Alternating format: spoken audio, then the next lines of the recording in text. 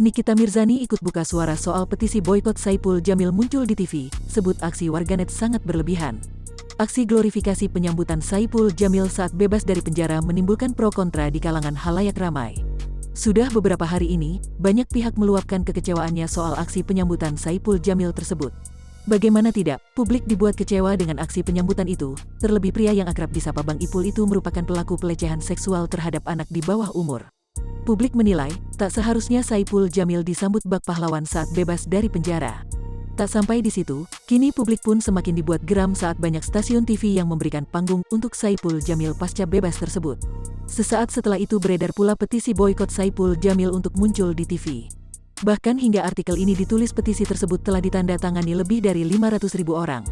Mengetahui hal itu, Nikita Mirzani akhirnya ikut buka suara. Wanita yang sedang berseteru dengan Dipo Latif itu merasa heran dengan warganet yang kukuh ingin memboikot mantan suami Dewi Persik itu.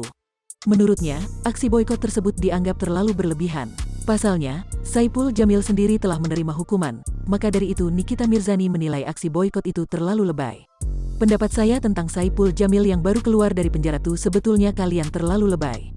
Kalau harus memboikot karena dia sudah menerima hukumannya selama 5 tahun, ucap Nikita dikutip Tribun Style dari kanal YouTube Selebgut, Rabu, tanggal 8 September tahun 2021. Menurut ibu 3 anak itu, yang jadi masalah adalah bebasnya Saipul yang disambut berlebihan. Mungkin kesalahannya Saipul Jamil itu adalah dijemputnya terlalu over. Coba kalau dia enggak dijemput cuman diam-diam baik mungkin tidak akan terjadi seperti ini, pungkas Nikita. Lebih lanjut, Nikita pun meminta halayak ramai untuk mencari tahu lebih dalam soal kasus Saipul Jamil termasuk korban. Dia mengatakan bahwa korban bukanlah anak di bawah umur. Menurutnya, korban adalah penonton bayaran yang sudah mengetahui bahwa Saipul Jamil belok. Kalian cari dulu dengan jelas dengan detail apakah si korban itu adalah anak di bawah umur, ucap Nikita. Korbannya bukan anak umur 17 tahun, kalian jangan suka ikut-ikutan, tandas Nikita Mirzani.